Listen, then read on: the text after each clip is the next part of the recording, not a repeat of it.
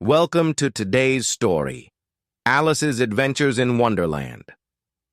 This enchanting tale takes us on a magical journey with Alice as she tumbles down a rabbit hole into a world filled with curious creatures, whimsical characters, and unexpected surprises. As you listen, you'll not only immerse yourself in this classic adventure, but also enhance your English listening and speaking skills. This story is perfect for English learners, offering rich vocabulary, engaging dialogue, and plenty of opportunities to improve your pronunciation. So, get ready to step into Wonderland and enjoy learning English through this delightful tale. Chapter 1. Down the Rabbit Hole. Alice was beginning to get very bored. She and her sister were sitting under the trees. Her sister was reading, but Alice had nothing to do. Once or twice she looked into her sister's book, but it had no pictures or conversations in it. "And what is the use of a book," thought Alice, "without pictures or conversations?" She tried to think of something to do, but it was a hot day, and she felt very sleepy and stupid. She was still sitting and thinking when suddenly a white rabbit with pink eyes ran past her. Suddenly a white rabbit ran past her.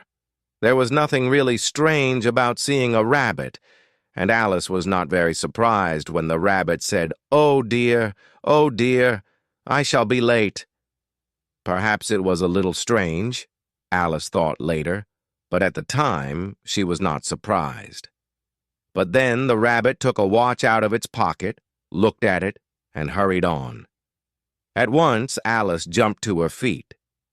"I've never before seen a rabbit with either a pocket or a watch to take out of it," she thought, and she ran quickly across the field after the rabbit. She did not stop to think, and when the rabbit ran down a large rabbit hole, Alice followed it immediately. After a little way, the rabbit hole suddenly went down, deep into the ground. Alice could not stop herself falling, and down she went too. It was a very strange hole.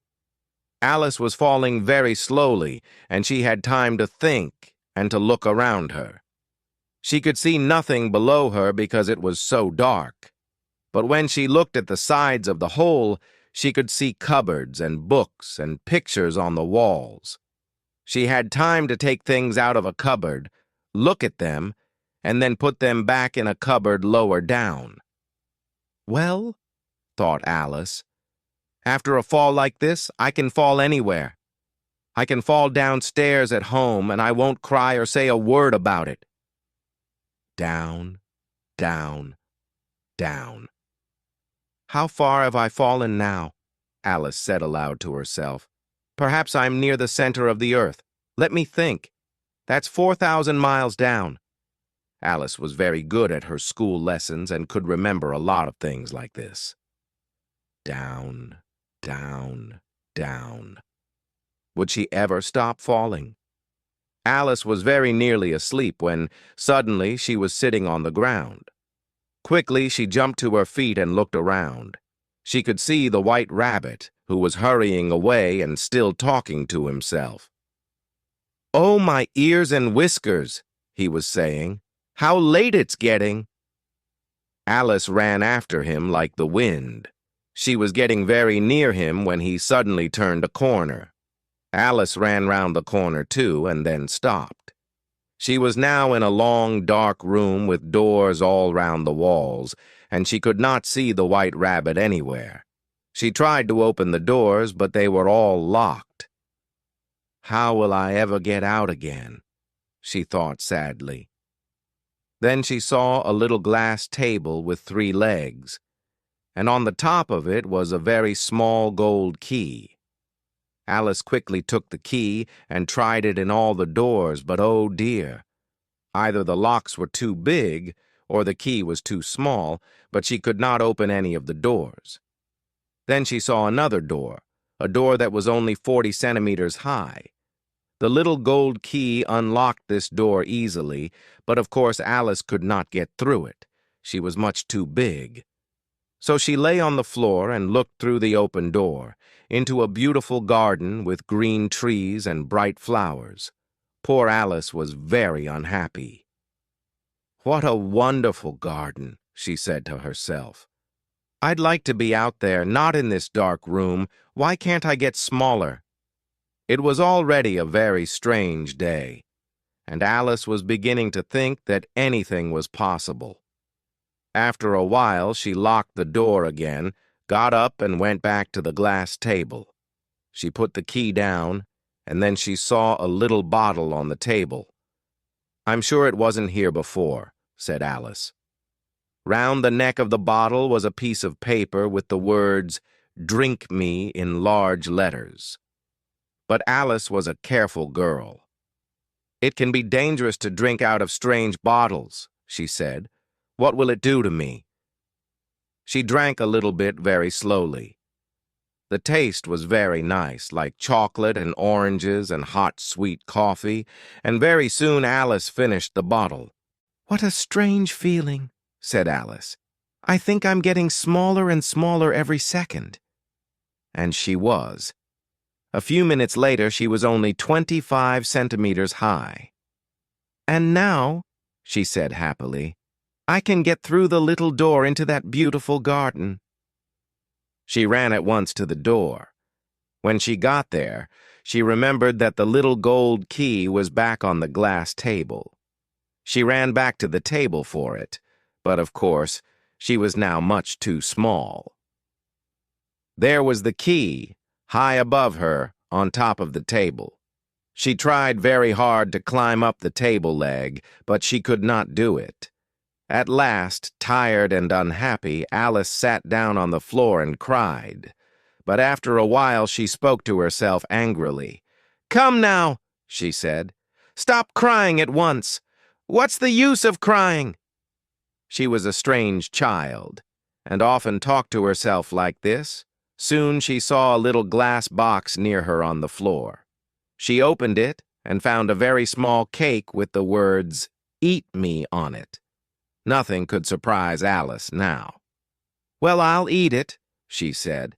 "If I get taller, I can take the key off the table, and if I get smaller, I can get under the door. One way or another, I'll get into the garden. So it doesn't matter what happens." Alice tried very hard to climb up the table leg. She ate a bit of the cake and then put her hand on top of her head. "Which way? Which way?" she asked herself, a little afraid. Nothing happened. This was not really surprising. People don't usually get taller or shorter when they eat cake, but a lot of strange things were happening to Alice today. "It will be very boring," she said, "if nothing happens." So she went on eating, and very soon the cake was finished. Chapter 2. The Pool of Tears. "Curiouser and curiouser," said Alice. She was very surprised, and for a minute she forgot how to speak good English. "I shall be as tall as a house in a minute," she said. She tried to look down at her feet, and could only just see them. "Goodbye, feet," she called. "Who will put on your shoes now? Oh dear, what nonsense I'm talking." Just then, her head hit the ceiling of the room. She was now about 3 meters high. Quickly, she took the little gold key from the table and hurried to the garden door. Poor Alice. She lay on the floor and looked into the garden with one eye.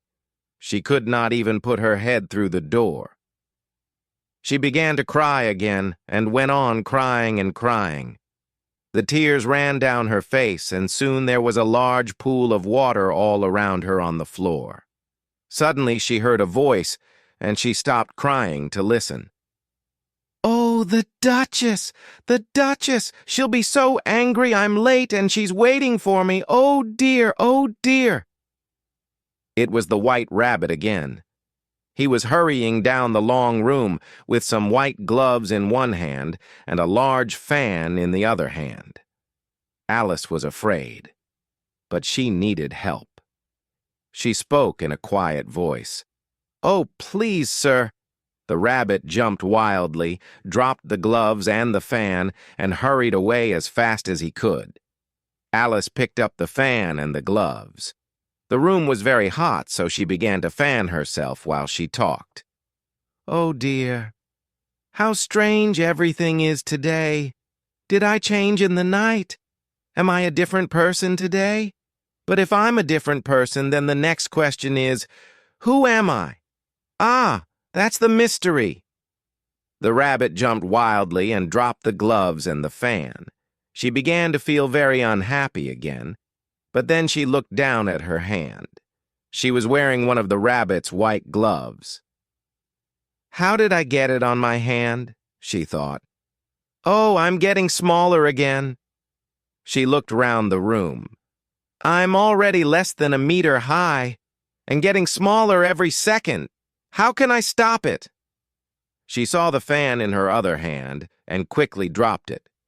She was now very, very small, and the little garden door was locked again, and the little gold key was lying on the glass table.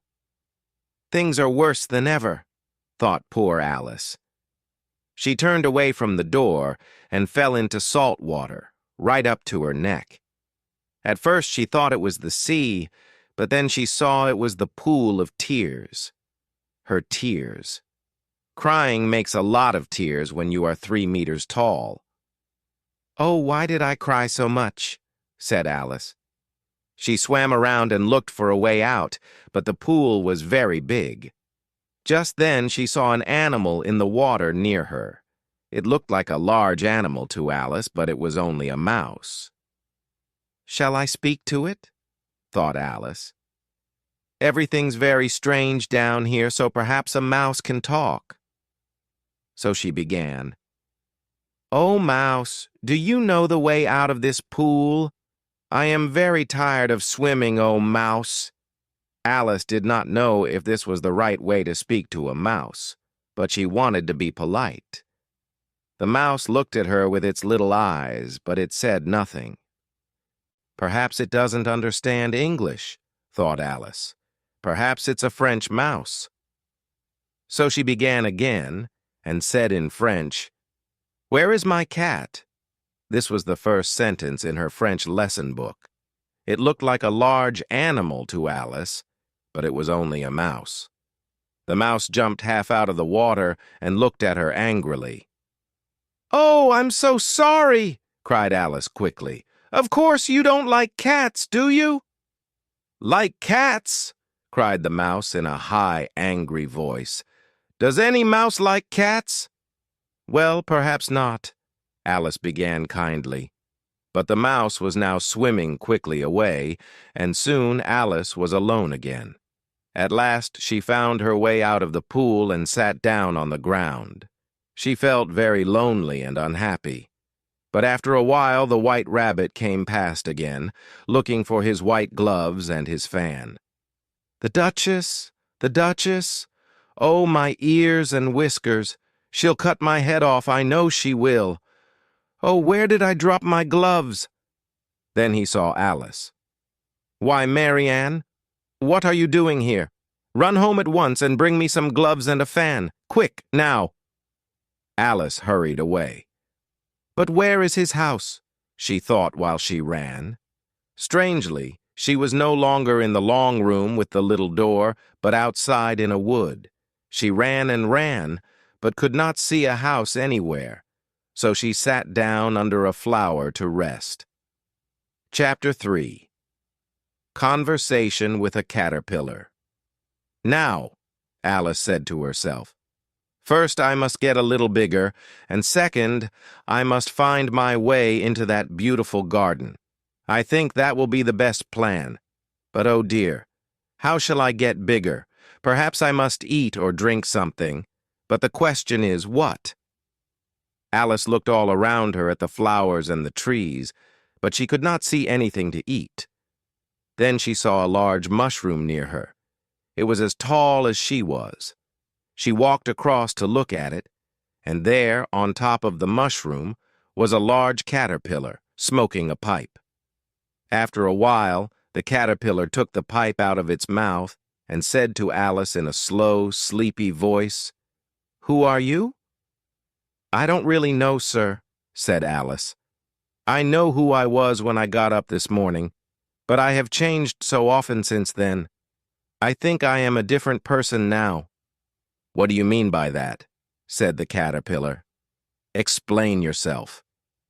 "I can't explain myself, sir," said Alice, "because I'm not myself, you know." "I don't know," said the caterpillar. "Explain yourself," said the caterpillar. "It's difficult to describe," Alice replied politely. "One minute I'm very small, the next minute I'm as tall as a house, then I'm small again. Usually I stay the same all day, and changing so often feels very strange to me." "You?" said the caterpillar in a very unfriendly voice. "Who are you?" They were now back at the beginning of their conversation, which was not very helpful. Alice felt a little cross and decided to walk away. "Come back," the caterpillar called after her. "I've something important to say." This sounded better, so Alice turned back. "Never get angry," said the caterpillar. "Is that all?" said Alice, trying not to be angry. "No," said the caterpillar. For some minutes it smoked its pipe and did not speak, but at last it took the pipe out of its mouth and said, "So you've changed, have you? How tall do you want to be?"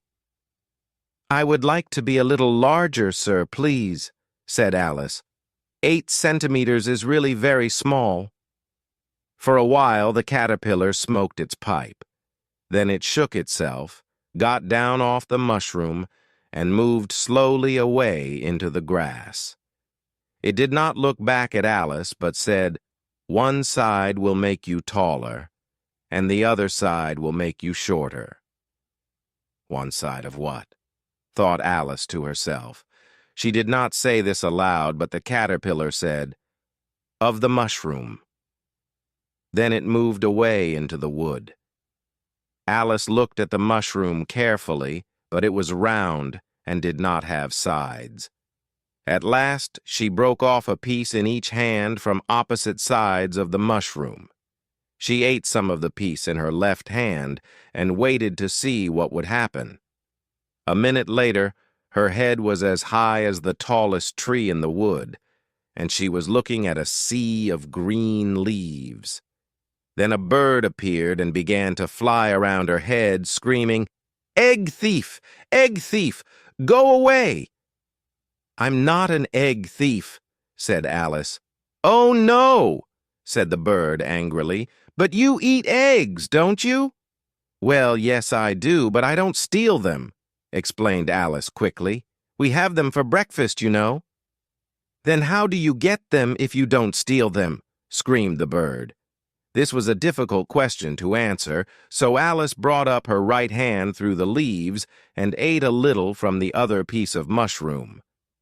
She began to get smaller at once, and very carefully she ate first from one hand, then from the other, until she was about 25 centimeters high. "That's better," she said to herself. "And now I must find that garden." She began to walk through the wood, and after a while she came to a little house. Chapter 4. The Cheshire Cat. There was a boy outside the door with a large letter in his hand. He was dressed like a boy, but his face was very like a fish, Alice thought. The fish boy knocked at the door, and a second later a large plate came flying out of an open window. "A letter for the Duchess!" the fish boy shouted. He pushed the letter under the door and went away. Alice went up to the door and knocked, but there was a lot of noise inside, and nobody answered. So she opened the door and walked in. "A letter for the Duchess!" the fish boy shouted.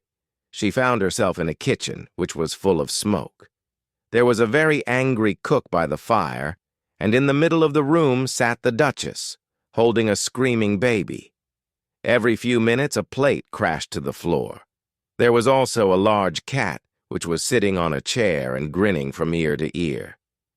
Please, Alice said politely to the Duchess. Why does your cat grin like that?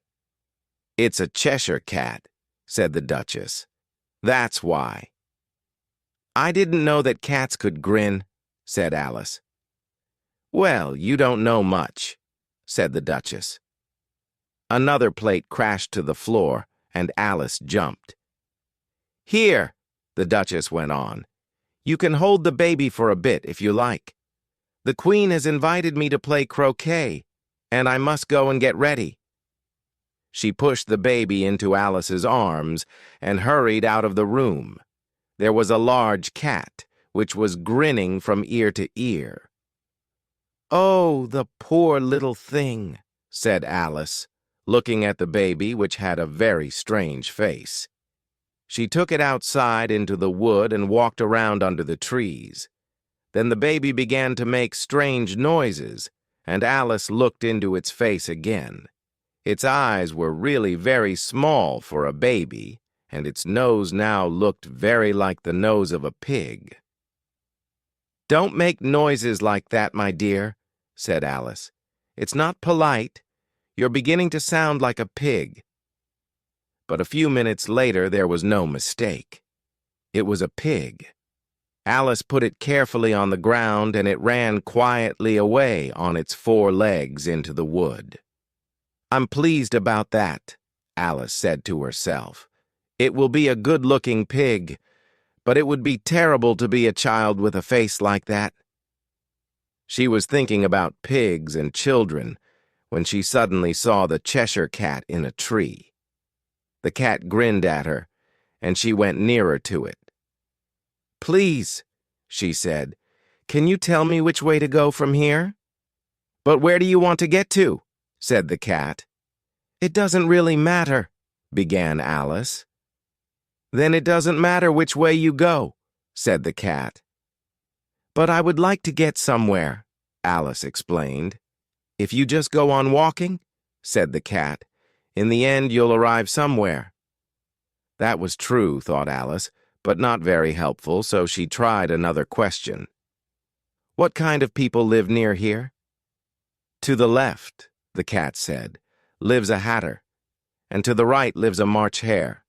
You can visit either of them. They're both mad. But I don't want to visit mad people, said Alice. We're all mad here, you know, said the cat. I'm mad. You're mad. How do you know that I'm mad? Said Alice. Of course you're mad, said the cat. Only mad people come here. Alice was thinking about this, but the cat went on. Are you playing croquet with the Queen today? I would like to very much, said Alice, but nobody has invited me yet. You'll see me there, said the cat, and vanished.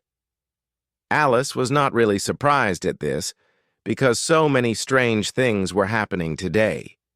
She was still looking at the tree when suddenly the cat appeared again. I forgot to ask, said the cat. What happened to the baby? It turned into a pig, Alice said. I'm not surprised, said the cat, and vanished again. Alice began to walk on, and decided to visit the March hare. It's the month of May now, she said to herself, so perhaps the hare won't be as mad as he was in March. Suddenly there was the Cheshire Cat again, sitting in another tree. Alice jumped in surprise. Do you think, she said politely, that you could come and go more slowly? All right, said the cat, and this time it vanished very slowly. First its tail went, then its body, then its head, and last, the grin. Well, I've often seen a cat without a grin, thought Alice, but never a grin without a cat. Soon she saw the house of the March hare in front of her. It was a large house, so she ate a little piece of mushroom to get bigger and walked on. This time the cat vanished very slowly. Chapter 5. A Mad Tea Party. There was a table under a tree outside the house, and the March hare and the hatter were having tea. A dormouse was sitting between them, asleep. The three of them were all sitting together at one corner of the table, but the table was large and there were many other seats. Alice sat down in a big chair at one end. "Have some coffee?" the March Hare said in a friendly voice. Alice looked all round the table, but she could only see a teapot. "I don't see any coffee," she said. "There isn't any," said the March Hare. "Then why did you ask me to have some?" said Alice crossly. "It wasn't very polite of you." "It wasn't very polite of you to sit down." "We haven't invited you to tea," said the March Hare. "But there are lots of seats," said Alice. "Your hair's too long," said the Hatter, looking at Alice with interest. "It's not polite to say things like that," said Alice. The Hatter looked surprised, but he said, "Why is a bird like a desk?" Alice was pleased. She enjoyed playing word games, so she said, "That's an easy question." "Do you mean you know the answer?" said the March Hare. "Yes," said Alice. "Then you must say what you mean," the March Hare said. "I do," Alice said quickly. "Well, I mean what I say, and that's the same thing, you know." "No, it isn't," said the Hatter. "Listen to this.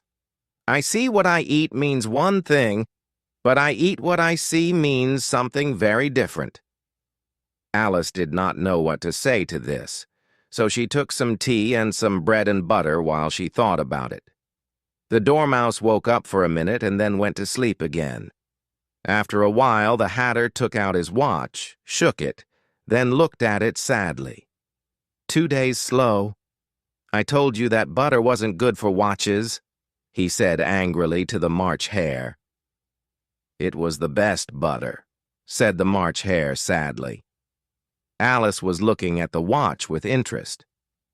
"It's a strange watch," she said. "It shows the day of the week, but not the time." "But we know the time," said the Hatter. "It's always 6 o'clock here." Alice suddenly understood. "Is that why there are all these cups and plates?" she said. "It's always tea time here and you go on moving round the table. Is that right? But what happens when you come to the beginning again?" "Don't ask questions," said the March Hare crossly. "You must tell us a story now." "But I don't know any stories," said Alice. Then the March Hare and the Hatter turned to the Dormouse. "Wake up, Dormouse!" they shouted loudly in its ears. "Tell us a story." "Yes, please do," said Alice. The Dormouse woke up and quickly began to tell a story, but a few minutes later it was asleep again. The March Hare poured a little hot tea on its nose, and the Hatter began to look for a clean plate. Alice decided to leave and walked away into the wood. She looked back once, and the March Hare and the Hatter were trying to put the Dormouse into the teapot. The March Hare poured a little hot tea on the Dormouse's nose. "Well, I won't go there again," said Alice. "What a stupid tea party it was." Just then she saw a door in one of the trees. "How curious," she thought. "But everything is strange today. I think I'll go in." So she went in. And there she was, back in the long room with the little glass table. At once, she picked up the gold key from the table, unlocked the little door into the garden, and then began to eat a piece of mushroom. When she was down to about 30 centimeters high, she walked through the door, and then, at last, she was in the beautiful garden with its green trees and bright flowers. Chapter 6. The Queen's Game of Croquet. Near the door there was a rose tree and 3 gardeners, who were looking at the roses in a very worried way. "What's the matter?" Alice said to them. "You see, miss," said the first gardener, "these roses are white, but the Queen only likes red roses, and she—" "The Queen," said the second gardener suddenly, and at once the 3 gardeners lay down flat on their faces. Alice turned round and saw a great crowd of people. It was a pack of cards, walking through the garden. There were clubs, they were soldiers, and diamonds, and 10 little children, they were hearts. Next came some kings and queens.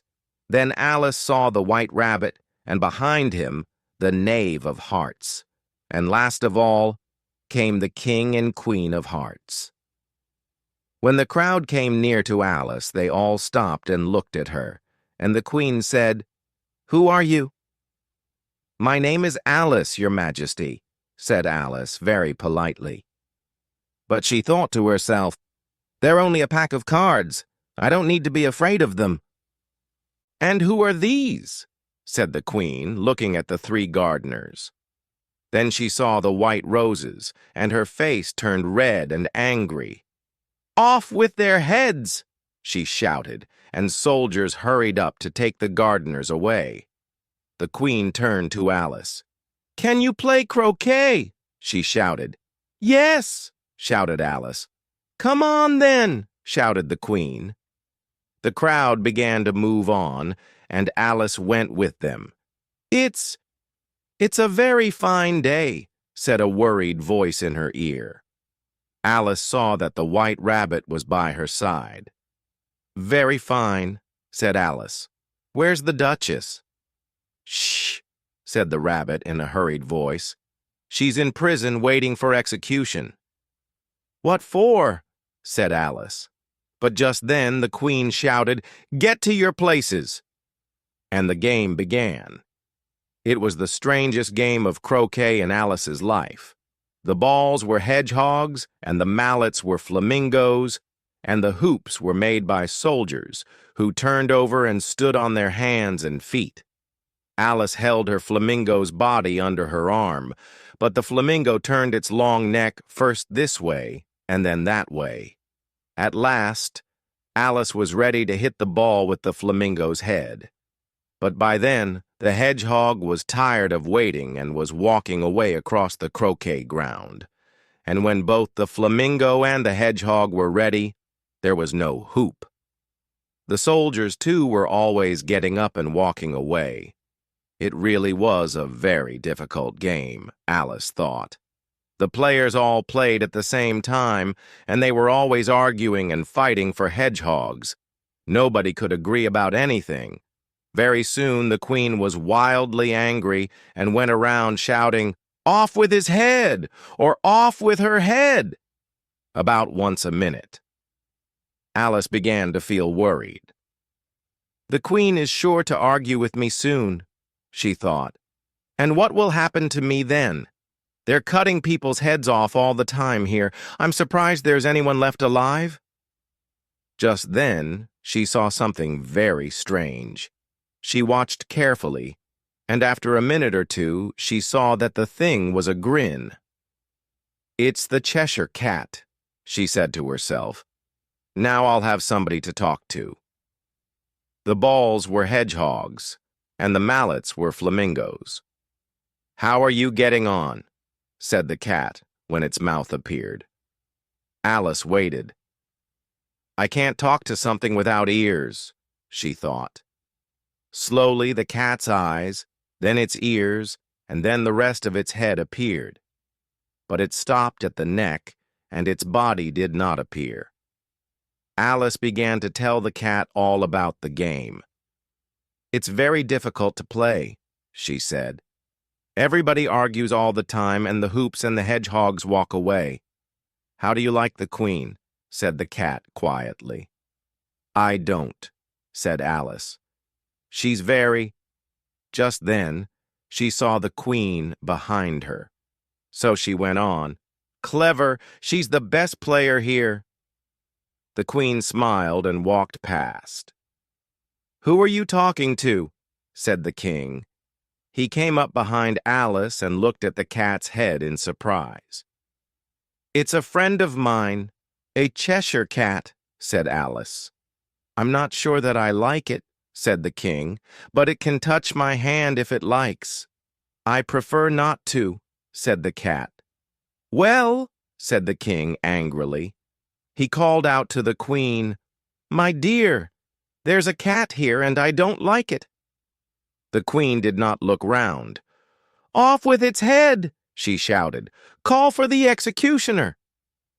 Alice was a little worried for her friend, but when the executioner arrived, everybody began to argue. I can't cut off a head, said the executioner, if there isn't a body to cut it off from.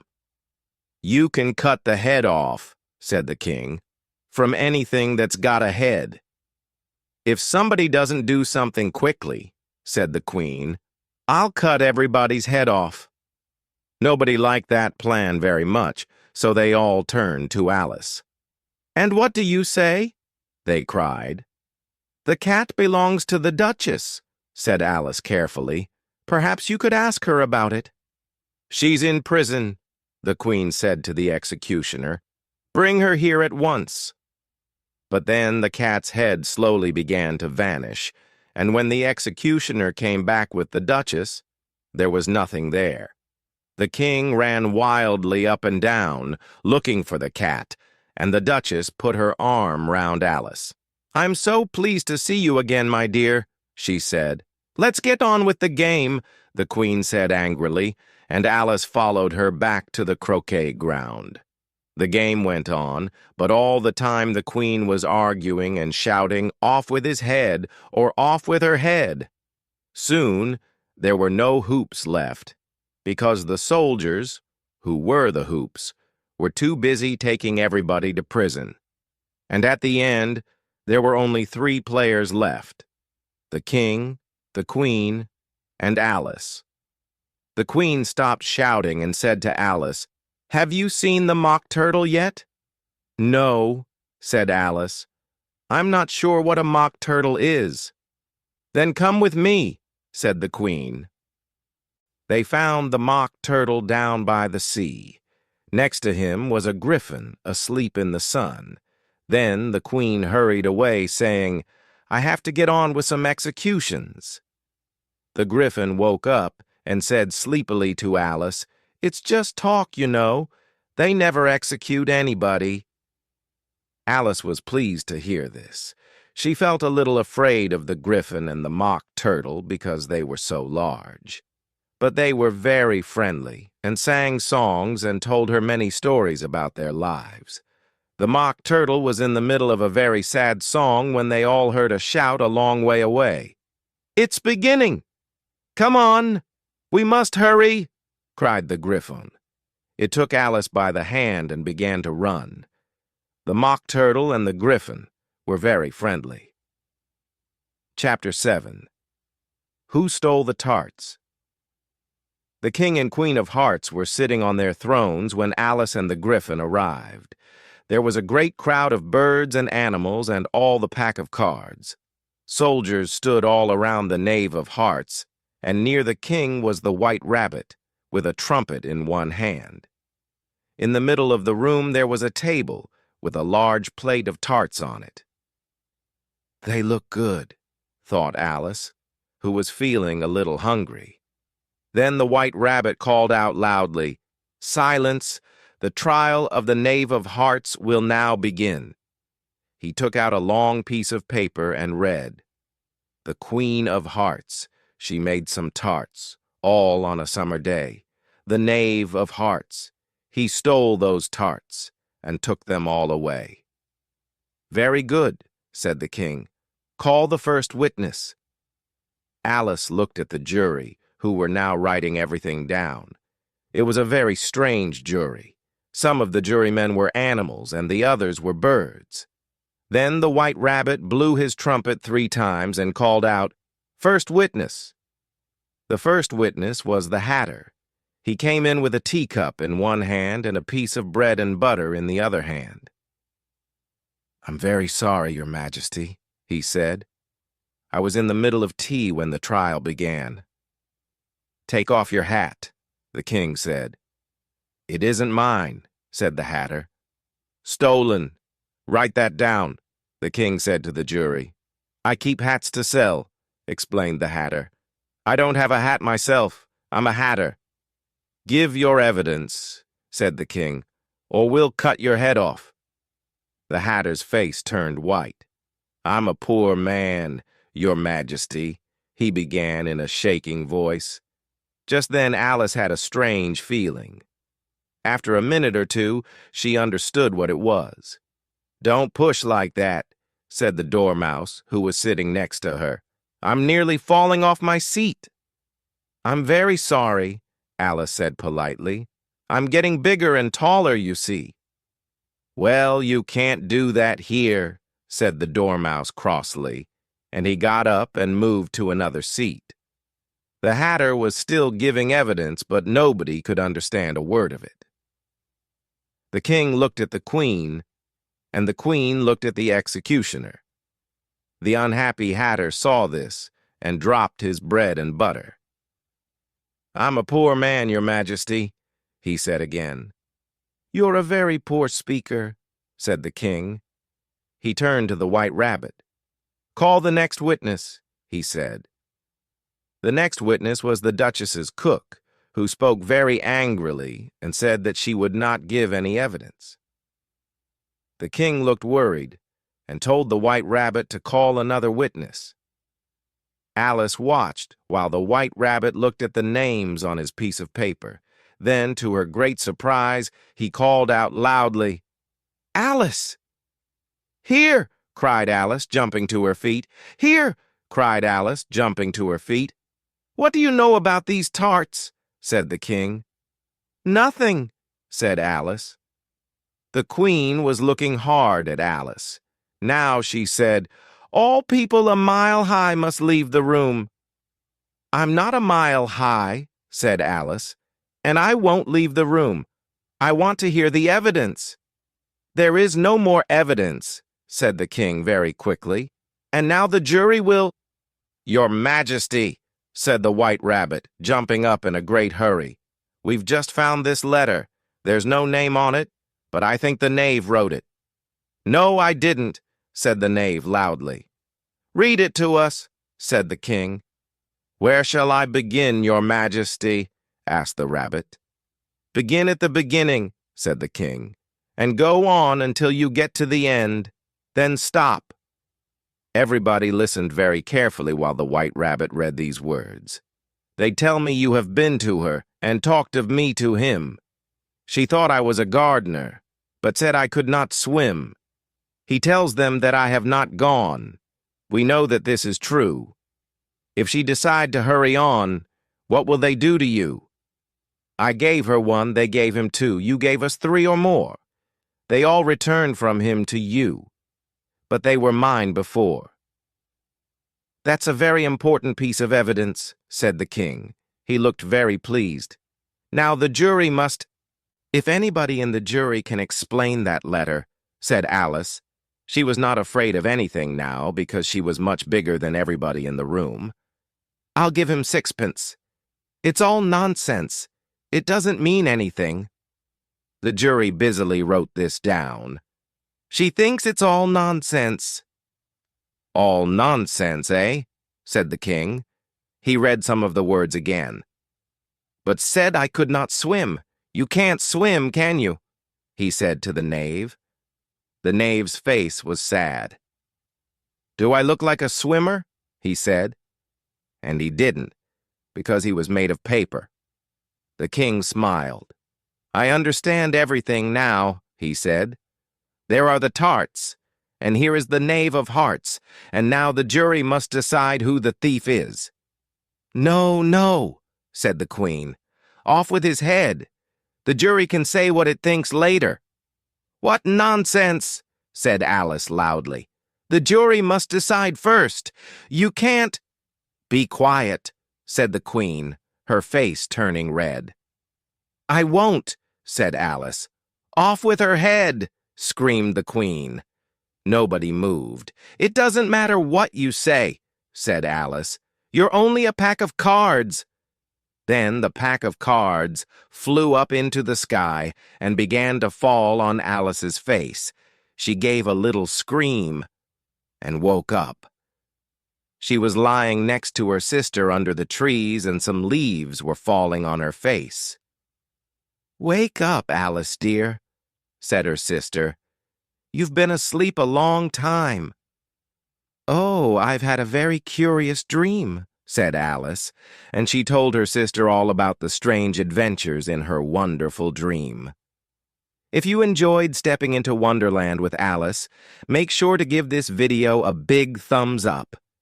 Your support helps us bring more amazing stories to life.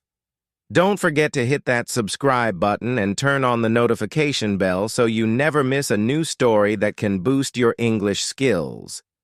And we'd love to hear your thoughts. Drop a comment below and tell us your favorite part of Alice's adventure. Let's continue this journey of learning English together.